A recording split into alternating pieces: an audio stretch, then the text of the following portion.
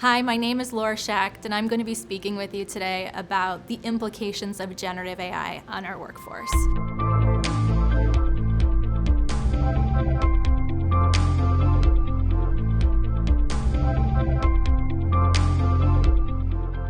What we know is that generative AI will impact over 300 million jobs. This is a significant impact. So as we hear about generative AI, there's a few different ways to think about that. First, it is significant and widespread. Over 80% of jobs will have some sort of task automation for 10% of their jobs. So this will be impacting a large number of the workforce. And we see that through all of the statistics from University of Pennsylvania and other research about labor force statistics. Second, beyond just being significant, it's going to be incremental over time. So we will see those changes in terms of different jobs, different functions, different types of role happen over time. It won't be right away, all big bang right now, but really incremental, sometimes faster, sometimes slower, but we can be assured that will happen over the next few years. And last, as we think about those changes, what we hear is that organizations are unprepared. So most of the organizations that we've talked to at Deloitte, over 75 and 80%, have actually shared with us that while this is happening, while they see and expect changes to their workforce and the needs of their talent over the next few years, that they're unprepared to deal with those challenges. So what does this all really mean for humans? As we think about technology, we have AI, but AI is not going to be replacing humans. You may have heard the words, the human in the loop. We definitely still need humans in the loop. So what this means is while AI is not replacing humans, people who are using AI will replace people who are not. And that creates the opportunity for learning, for us to take now as educators to prepare students of the future to understand what those jobs are going to be, what tasks will change, really what skills are going to be needed in the future world, to be having and really amplifying what's uniquely human and what humans do best. And at the same time, really building that muscle around using technology and creativity and the types of skills you need to get the most out of the technology. Because the jobs will not replace those humans, as we said.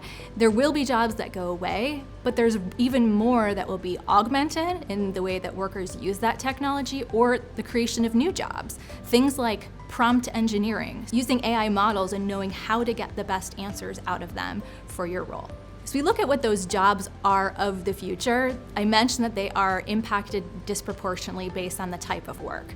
So what's unique about generative AI versus other types of artificial intelligence that have been around for a lot longer is that generative AI impacts knowledge workers, right? It's the generative AI technology looks at a large language model and anticipates looking at text, what might be the next answer, looking at audio, what might be the next sound. And so what that means is looking at professions that have a number of documentation, right? They're heavily documented. And think about roles like in the legal function. Those are ones that are ripe for more difference in the future role. One that you might hear of a lot is about the role of a software developer.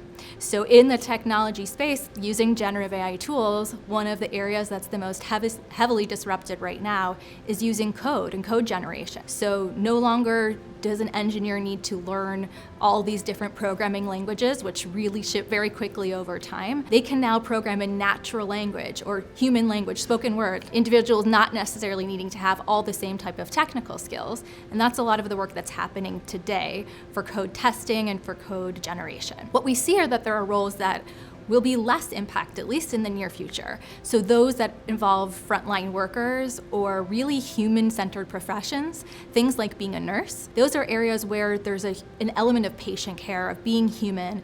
And again, there are many roles for healthcare providers that are very difficult today, right? The time that it takes to do administrative work and to capture the notes from meeting with patients takes away from the time of how many people we can serve and the impact we can give to those communities. So there will be opportunities to take over some of that grunt work, some of the things that we don't enjoy doing as much in our jobs, at the same time preserving a lot of those roles that are human to human, people in the front line. As I mentioned earlier, the knowledge workers really being those professions that we're seeing being the most impacted, or which we'll see the changes in the nearest future. As we look at organizations and how they're implementing generative AI, many are looking at this as a technology disruption. So we think about companies, we think about universities, creating roadmaps that look at, well, what are all of the use cases of the things we could use Gen AI for? So what are those business problems worth solving with generative AI? Creating a list of use cases, prioritizing those, making technology decisions, and thinking about how those scale over time. And one of the things that we know is critically important alongside the product roadmap or that technology roadmap is a people roadmap. Right? What are we doing with those humans, that other side of the equation that's going to enable this AI? And that's where we see an opportunity to think about what it means for humans to adopt new technology. So change management, culture, learning, changing in roles, preparing people for those skills for tomorrow, maybe even changes to the org structure and the types of functions in that organization. There's opportunity here for some common things we already know today, right? Leadership messaging. How are we going to talk about AI for our organization? And these tried and true change management principles come into play with generative AI. One of those big areas that I mentioned was culture and the role of trust. And trust is a really important topic because trust takes a long time to build and a second to lose. We know that trust is really at an all-time critical point. In the world, there's generational data that shows that millennials and increasingly Gen Z lack trust in governments, especially in election years, in institutions, in their employers. And we see from the workforce, from these employers themselves, not always having trust in their employees, right? We think about hybrid work. Where are these people? How are they doing work? So we think there's already these dynamics where there's a lack of trust in the broader society, in the relationship between an employer and the workforce. And then we add in this new technology and the risk that there not being trust in the technology. One of the interesting things we've done at Deloitte is take two different data sets to look at together, which are our human capital trends, which are things that we know are showing up in the work world and are impacting the way that we think about that relationship. And then we also look at the data and our research around that topic of trust. And we have a trust index called Trust ID that's based on understanding the factors of trust. And we've done this research for 5 years around what are those factors of trust so that we can pinpoint what they are, we can understand where they're going well or not, and that we can influence them. So why is that important here? Well, when you look at trust, there's not only the trust that we have, this trust ID that we've been using to measure really a brand's index of what customers view of the organization. We've been looking at it from the other side. What does the workforce think of their company and their organization? And then adding in AI. So let's throw in the last ingredient into this cauldron and see what happens. And it's really interesting because first, I mentioned we've been studying trust. We know from the data, trust matters. So when an organization has high trust, employees are over 50% less likely to leave. They have higher engagement scores, and there's higher business outcomes. So we are using that as a unit of measure because we know it matters. And something interesting happens when you talk about AI. While executives and leaders and companies might be jumping in headfirst and thinking about the productivity and the efficiency opportunities, when we roll out AI technologies to the organization, what we hear from the workforce is that their trust drops in their company. Their trust drops over 50%. And so that creates a bit of dissonance because we are both excited about these new opportunities, and yet there's a fundamental dissonance with the organization if the humans in the organization aren't seeing necessarily that benefit or trusting that benefit or understanding what it means for them. So what do we do about that? There's really a few basic things that we talk to organizations about and to talk to universities about that are here to look at for you in terms of remedying that situation. The big one first is thinking about how do you show up as more humanistic and more empathetic. That's one of the core factors of trust. How do you show up as human? Well, you state what you know and what you don't know and how you're learning about it. So I think of humanistic stories of hearing from parts of the organizations and how they're experimenting with generative AI, and hearing even from our leaders, how are they learning about generative AI? So it's relatively new. This is not something that we have people who have studied in the general public for years on this topic. So how are they learning and getting smart and staying abreast of all the new trends and the ways that this is evolving very, very quickly? On the empathy side, how do you show up as more empathetic, right? I mentioned the 50% drop in trust. Those employers using AI also are viewed as over 2% less human and less empathetic. So being empathetic means acknowledging what is the sentiment in your organization or in your community. As it relates to AI, there's that lack of trust often coming back down to what does it mean for the human?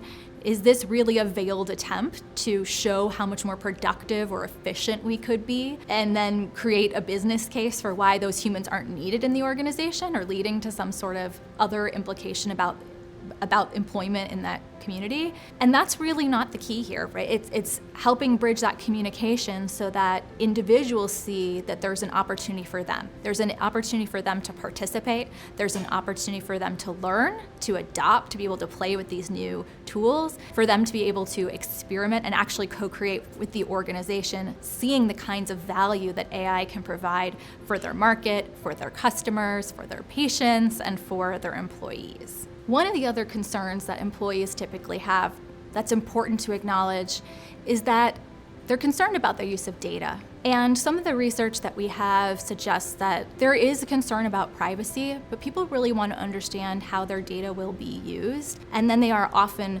more willing and more understanding to go on that journey.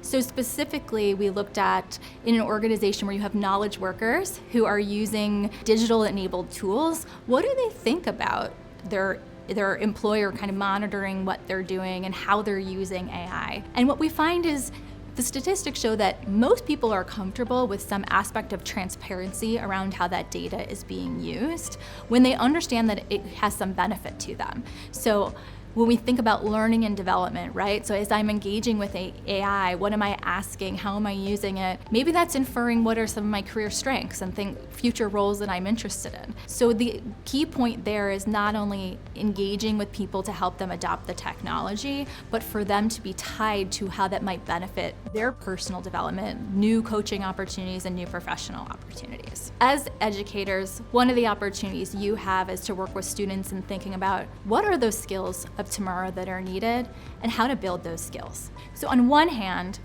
I would encourage you to think about AI fluency. We know many students are using AI models today, and I would encourage that focus on prompt engineering of asking and playing with the technology to understand how it works and how to get back the results that add the most value. But at the same time, I wouldn't over-index on the technology because it's really these human skills that are going to differentiate individuals. These are those enduring human skills that AI cannot replace and the things that humans will always be needed to do in the loop. So we'll always need humans to review the output, right? So having a critical analysis, a critical view, and critical thinking is one of those key skills. Another is creativity. You need creativity to prompt. You need to have creativity to think about things in a different way. And the last skill is effective communication, being able to relate to others, being able to use vulnerability to be able to share what you know and what you don't know, and your thought process of how you're going to make decisions as the technology progressively helps us and aids us in making those decisions. As we think about the 300 million jobs that will be impacted by generative AI, we can look at this as not being a threat,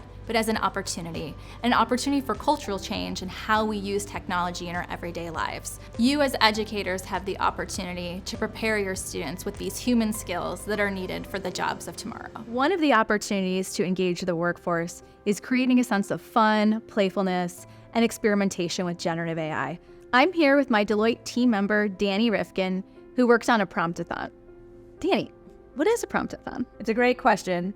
We came up with that term to describe something that we'd never heard of before, which is a bit of a unique, silly name for basically a hackathon that's not super technical. So we have a lot of junior staff, or really folks across all levels at Deloitte, who are strategy consultants who need to start adapting and using these technologies in their day-to-day work, but don't necessarily need to know the nitty-gritty of how the technology is operating. So we created an opportunity for folks in our practice to compete, to come up with a really great use case for this technology using a proprietary tool that we've developed at Deloitte. We gave them about 3 weeks to build the best solution that they could build using what they had at their disposal, and then created a little ceremony and gave them an opportunity to present to some of our greatest leaders at the firm. What was your top learning from the experience? I think for me, there were 3 main takeaways. So the first was that we created a community of early adopters for this technology within this non-technical group of practitioners, folks who were excited and engaged and interested in the future of the use of generative AI in our day-to-day work. The second was that we created this organic talent pool of folks that we could tap into as we had opportunities arise or clients that we wanted to speak with, and people who we knew would be excited to kind of join us on the journey as we continue to build our practice around generative AI. And then the third takeaway was actually that some of these solutions, all of them were really good. Some of these solutions were really, really useful off the bat. It was really clear that they actually had legs and could be used with our clients in the near future. And so we told some of the leaders in our practice about them, and they're already kind of in conversations about how to turn these pilots into real solutions.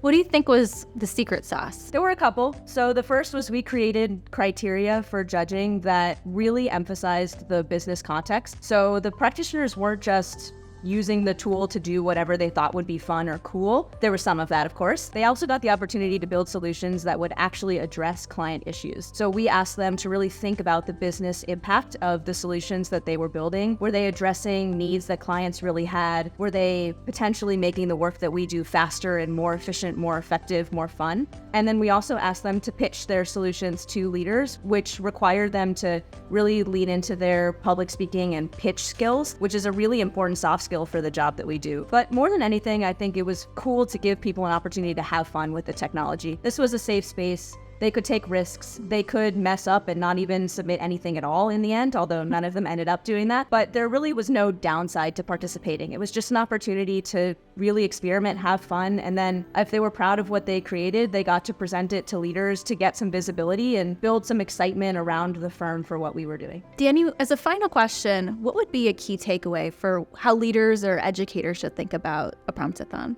Yeah, I think I'm going to do this again. I have two answers for you. The first answer is, again, just create opportunities for people to have fun. Put tools in the hands of students or in the hands of workers and just let them play with it and get comfortable and find opportunities to come up with solutions that leaders wouldn't have even come up with. And I think the second takeaway is we are all co-creating this future together. This is not, generative AI is not going to impact just leaders or just practitioners or just students or just educators. It's going to impact all of us in some way. And the best way to get people on board is to make sure that everybody has a voice and a part to play in developing that future together. So knowing what you know now about AI, would you recommend going into engineering for college students today? I'm of two minds about this. I think some of the underlying skills or values of studying engineering are still super valid. Technology is a really big part of our day-to-day lives.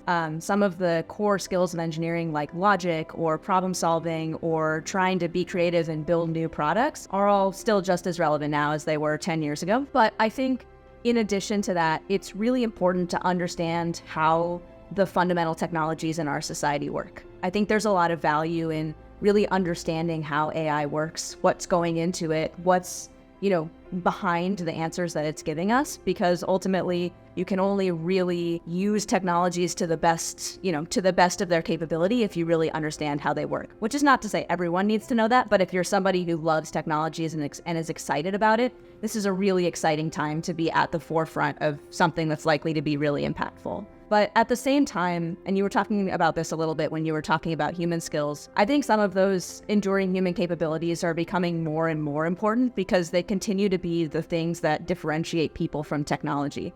And so as we see AI start to take on new tasks or augment tasks in new ways, some of the skills you learn in like English or philosophy or pre-law or some of these, core humanities courses are more and more valuable. The ability to articulate an argument, the ability to think critically, the ability to understand history and understand how we got to the points that we're at today, or be able to make ethical arguments and ethical choices with these technologies. I think all of those skills are going to become more and more important. So maybe double major.